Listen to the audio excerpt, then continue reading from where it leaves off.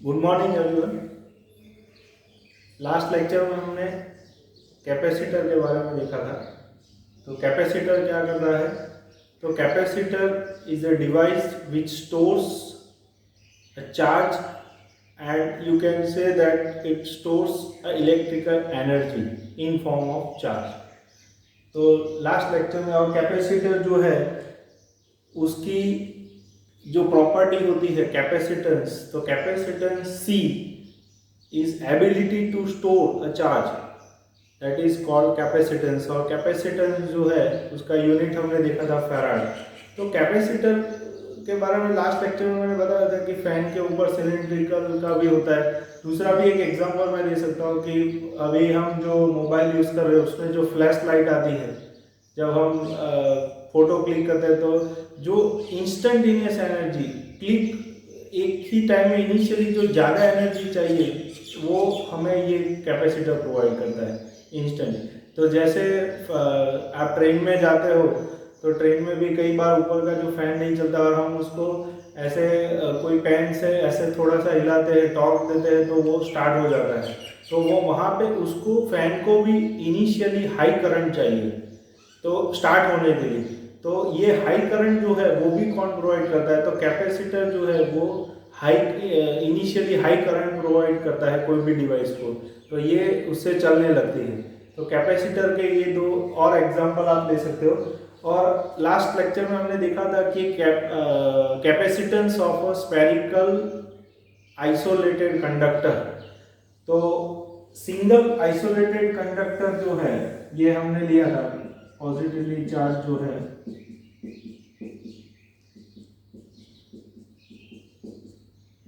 ये O is the centre and R is the radius.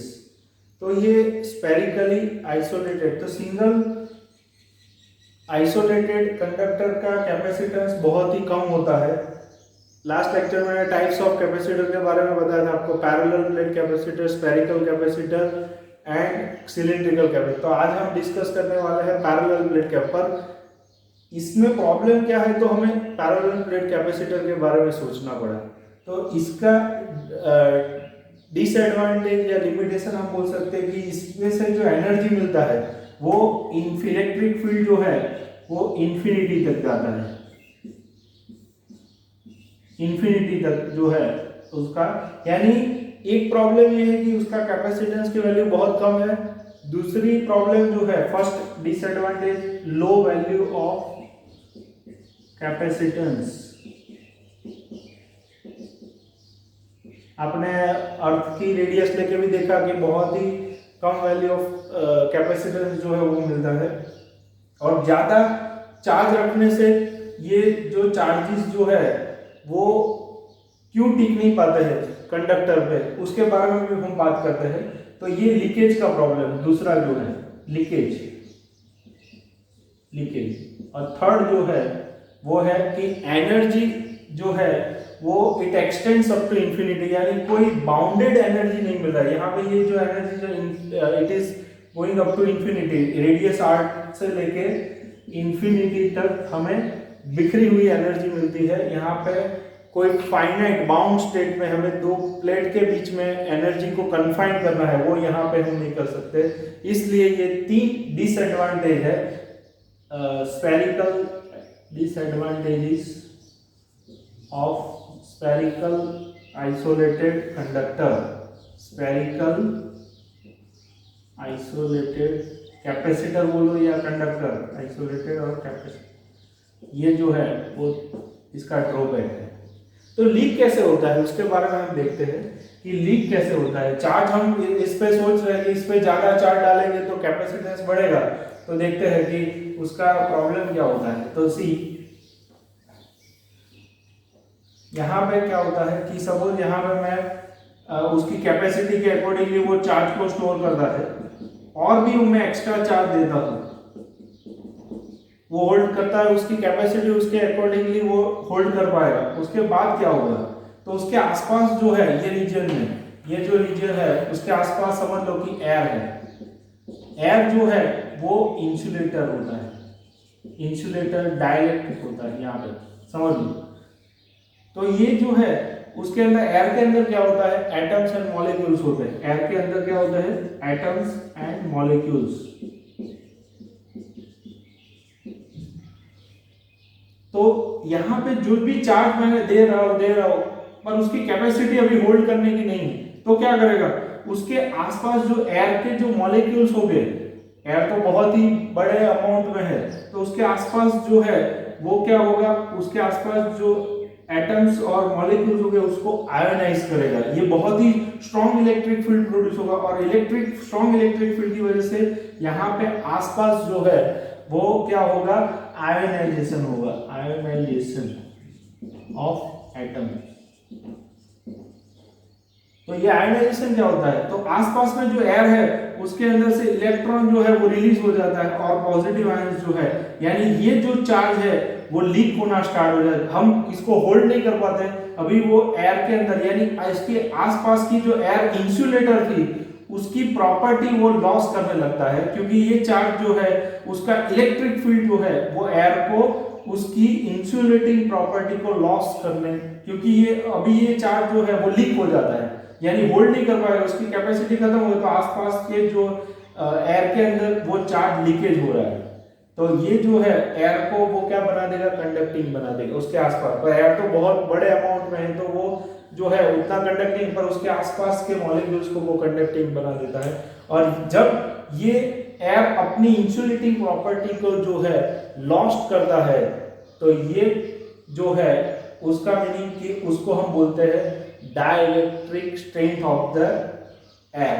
जब air उसको insulating property को मेंटेन रखता है, मैक्सिमम उसकी कैपेसिटी है जो है 0.8 किलोवाट पर एमएम, यानी इतने पोटेंशियल ग्रेडियंट उसको बोलते हैं, voltage upon distance, that is known as potential gradient.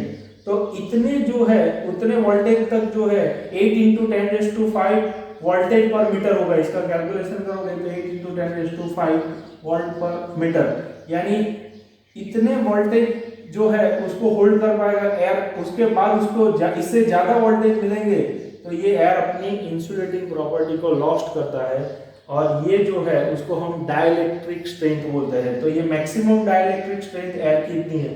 तो ऐसे डिफरेंट डाइलेक्ट्रिक मटेरियल, ये स्फीयर को मैंने आसपास एयर की जगह पे कोई दूसरे माइका यानी एक पेपर आता है कि उसमें रखा है तो भी डाइलेक्ट्रिक मटेरियल है वो भी।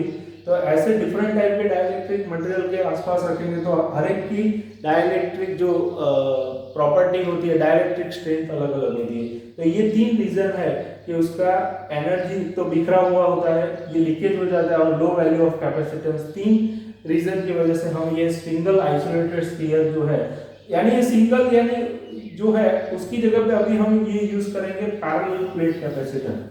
तो पैरेलल प्लेट कैपेसिटर जो है उसकी बात करते हैं, उसका हमें इक्वेशन डिराइव करना है। ये जो है बहुत इंपॉर्टेंट है, पैरेलल प्लेट कैपेसिटर।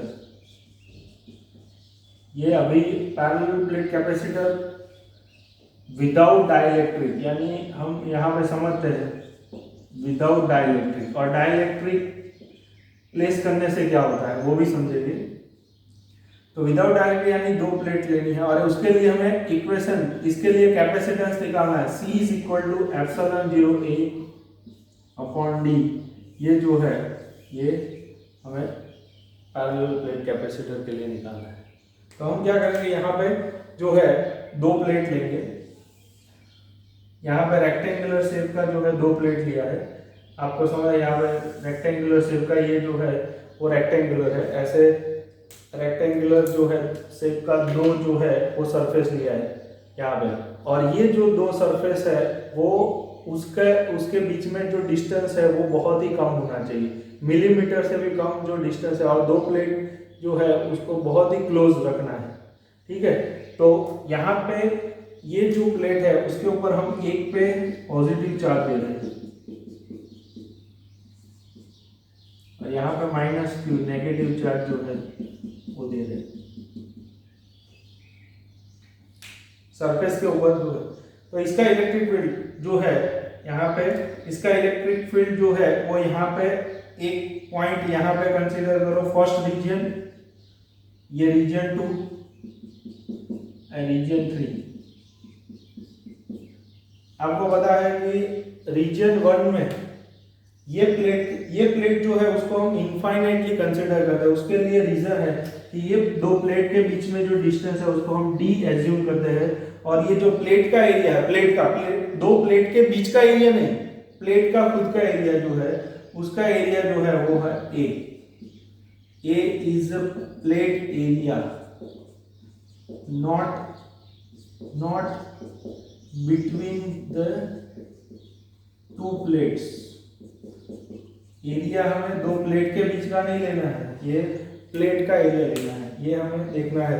और इक्वेशन हमें capacitance of parallel plate capacitor ये प्रूव करना है। तो यहाँ पे हमने देखा कि हमें कैपेसिटेंस चाहिए तो कैसे फाइंड, बेसिक फॉर्मूला क्या है, C = Q/V। तो पोटेंशियल V मिलेगा तो हमें यहाँ पे कैपेसिटेंस की ये फॉर्मूला में V की वैल्यू हम रखेंगे तो हमें ये ऐसा इक्वेशन मिल सकता है। तो हमें पहले पोटेंशियल फाइंड करने के लिए इलेक्ट्रिक फील्ड फाइंड करना पड़ेगा। तो इलेक्ट्रिक फील्ड के लिए ये पॉजिटिव प्लेट है और ये प्लेट को हम इनफाइनाइट प्लेन की तरह ले सकते हैं। कब?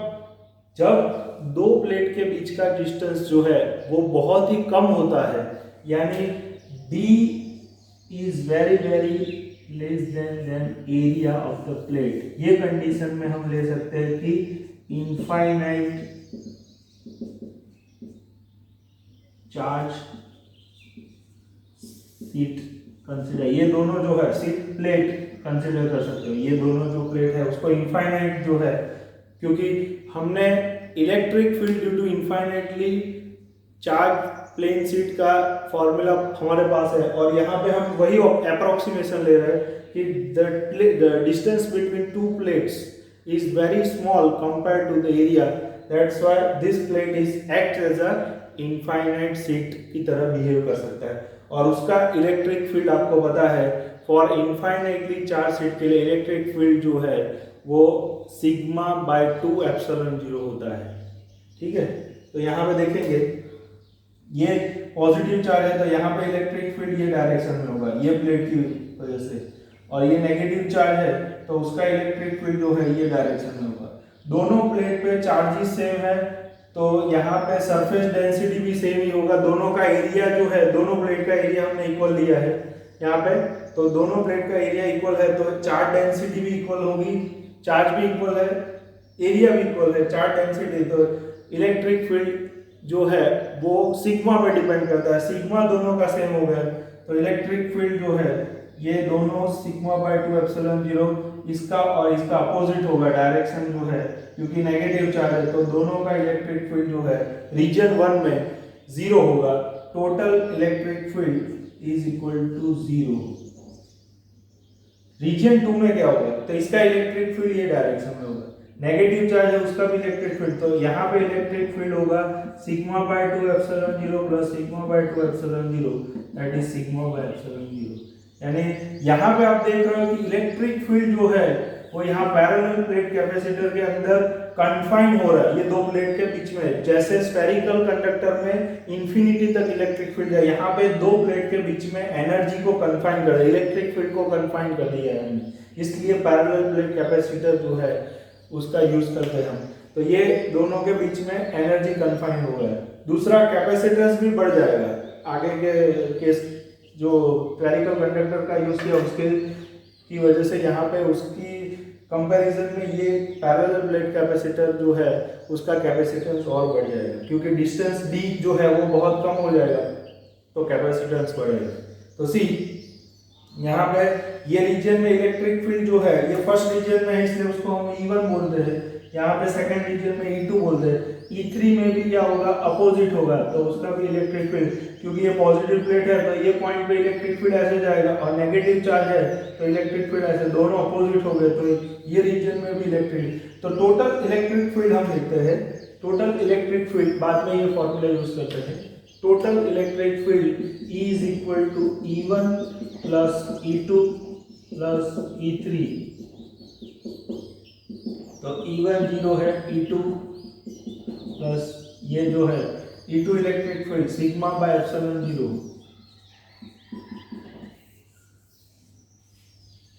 अभी आप जानते हो कि electric field and potential related है दोनों के बीच में।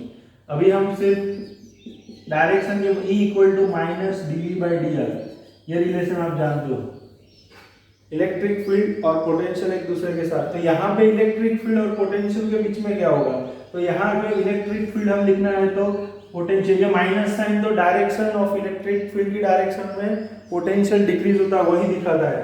तो इलेक्ट्रिक फील्ड जो है EV/d ये रिलेशन जो है वो यहाँ पे यूज करता है। पोटेंशियल, टोटल पोटेंशियल के लिए V आता है, डिस्टेंस दो प्लेट के बीच में D है, तो ये रिलेशन जो है वो हमें यूज करना है, ये आप जानते हो। तो यहाँ पे इलेक्ट्रिक फील्ड जो है ये सिग्मा बाय एप्सिलॉन 0, तो V is equal to ED यहाँ पे मिलेगा। और इलेक्ट्रिक फील्ड जो है वो आप जानते हो sigma upon epsilon 0 into D।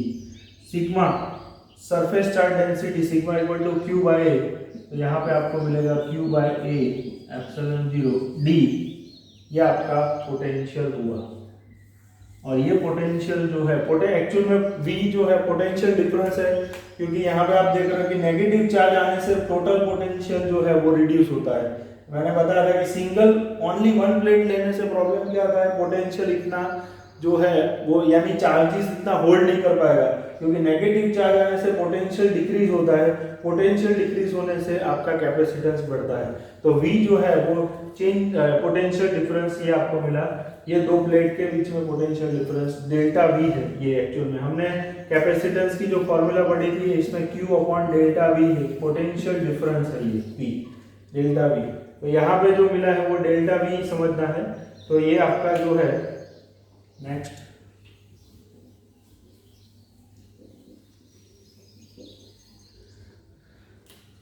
V C is equal to Q upon V।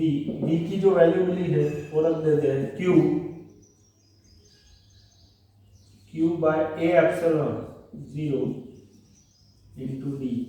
Q cancel, ये जो है वो ऊपर जाएगा तो एप्सिलॉन 0 A बाय D।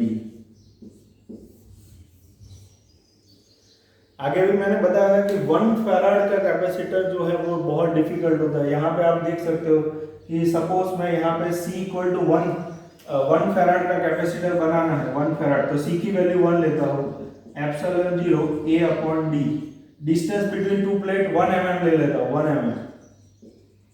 तो यहाँ पे आप एरिया कैलकुलेट, ये यहाँ पे ले जाओगे और एप्सिलॉन को नीचे ले जाओगे तो एरिया कैलकुलेट करोगे तो अप्रोक्सीमेटली 30 किलोमीटर स्क्वायर, यानी उसका मीनिंग एक प्लेट का जो है वो एरिया कितना होगा, 30 बाय 30 की एक प्लेट बनेगी, उसका एरिया की बात करें, और इट इज इम्पॉसिबल। यानी 1 फैराड का कैपेसिटर बनाना वो बहुत बिग कैपेसिटेंस होता है, इसलिए जनरली मार्केट में जो कैपेसिटर होते हैं वो माइक्रो फैराड कैपेसिटर होते हैं। तो ये है पैरेलल प्लेट कैपेसिटर के लिए हमारा फॉर्मूला मिला C equal to epsilon 0 A by D। तो अभी भी हमें कैपेसिटेंस और बढ़ाना है, तो हम क्या करेंगे, विथ डाइलेक्ट्रिक। अभी ये विदाउट डाइलेक्ट्रिक था, यानी यहाँ पे जो दो प्लेट के बीच में जो है, यहाँ पे दो प्लेट के बीच में यहाँ पे एयर था, एयर डाइलेक्ट्रिक मटेरियल, और एयर का डाइलेक्ट्रिक कांस्टेंट होता है K इक्वल टू 1। तो अभी इसके अंदर दूसरा डाइलेक्ट्रिक मटेरियल रखने से क्या फायदा होता है, ये जो है वो हमें लिखना है। तो डाइलेक्ट्रिक मटेरियल जो है वो रखने से वैक्यूम का डाइलेक्ट्रिक कांस्टेंट 1 होता है वैक्यूम का, ओके, और कंडक्टर के लिए इंफिनिटी होता है, K is equal to 1 for vacuum and it goes up to infinity, K equal to infinity वो कंडक्टर के लिए होता है। ये डाइलेक्ट्रिक कांस्टेंट जो है वो, तो यहाँ पे अभी पैरेलल प्लेट कैपेसिटर विथ जो है हम बात करेंगे with dielectric material, with dielectric. तो उसके बारे में अभी क्या करना पड़ेगा, तो और पोटेंशियल रिड्यूस होगा। तो कैसे रिड्यूस होगा, तो हम बात करते हैं कि कैसे रिड्यूस होता है। तो कैपेसिटेंस बढ़ाना है, तो ये विथ एयर कैपेसिटेंस कितना था, C is equal to epsilon 0 A by D with air, with air, यानी दो प्लेट के बीच में एयर था तो इतना कैपेसिटेंस। तो अभी विथ डाइलेक्ट्रिक मटेरियल रखेंगे तो उसका capacitance C dash is equal to capital K times C आएगा। तो C यानी कैपिटल K टाइम्स जो है वो बढ़ जाता है, कैपिटल K का वैल्यू 2 होगा तो 2 टाइम्स जो है वो कैपेसिटी बढ़ जाएगी, यानी चार्ज ज्यादा स्टोर कर पाएगा। तो ये हमें देखना है कि C dash is equal to KC कैसे मिलता है। तो हमें पोटेंशियल को रिड्यूस करना है C। तो यहाँ पे ये दो प्लेट है, इस पे पॉजिटिव चार्ज है, यहाँ पे नेगेटिव चार्ज है। अभी दोनों के बीच में डाइलेक्ट्रिक मटेरियल जो है वो रखते हैं, तो डाइलेक्ट्रिक मटेरियल रखने से क्या होगा, पोलराइजेशन होगा। तो यहाँ पे डाइपोल्स क्रिएट हो गए।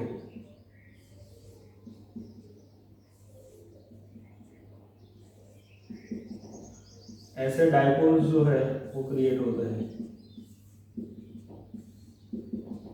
तो यहाँ पे आप देख रहे हो कि ये इसको कैंसिल कर देगा, ये इसको कैंसिल करेगा, ये इसको कैंसिल करेगा, ये दोनों एक दूसरे को कैंसिल करेंगे, ये दोनों एक दूसरे को कैंसिल करेंगे, ये दोनों, यानी यहाँ पे इस साइड नेगेटिव चार्ज बचेंगे और ये साइड जो है वो पॉजिटिव। ये चार्जेस जो होते हैं वो डाइलेक्ट्रिक के चार्ज है और उसको हम बाउंड चार्जेस बोलते हैं। और ये जो है वो ये नेगेटिव चार्ज आया, इसलिए पोटेंशियल जो है वो आपका सरफेस चार्ज डेंसिटी पहले सिर्फ पॉजिटिव चार्ज का था, अभी ये नेगेटिव चार्ज का भी आएगा तो माइनस होगा क्योंकि नेगेटिव चार्ज है। तो टोटल जो डेंसिटी है सरफेस चार्ज डेंसिटी वो ड्यू टू डाइलेक्ट्रिक मटेरियल और ये जो ऑलरेडी हमने जो प्लेट पे जो चार्ज दिया है उसका चार्ज डेंसिटी और माइनस दिस, यानी टोटल चार्ज डेंसिटी जो है वो रिड्यूस होगा। और चार्ज डेंसिटी रिड्यूस होगा तो पोटेंशियल रिड्यूस होगा, because you know that potential is equal to ED और इलेक्ट्रिक फील्ड किस पे डिपेंड करता है, सिग्मा बाय एप्सिलॉन 0। तो sigma total sigma net sigma reduce होगा तो ये V भी रिड्यूस होगा और V रिड्यूस होगा तो कैपेसिटेंस और बढ़ेगा, यानी कितना बढ़ेगा, तो C dash is equal to capital K times C। ये कैपेसिटेंस की जो है वो वैल्यू इतनी बढ़ती है डाइलेक्ट्रिक मटेरियल दोनों के बीच में रखने से। फिर ये जो है वो आपका डाइलेक्ट्रिक मटेरियल जो है वो प्लेस करने से और कैपेसिटी बढ़ती है। तो ये जो पैरेलल प्लेट कैपेसिटर के लिए आपको जब भी डाइलेक्ट्रिक के साथ पूछा है तो K टाइम्स C जो है वो हो जाएगा। ओके, तो ये रहा पैरेलल प्लेट कैपेसिटर।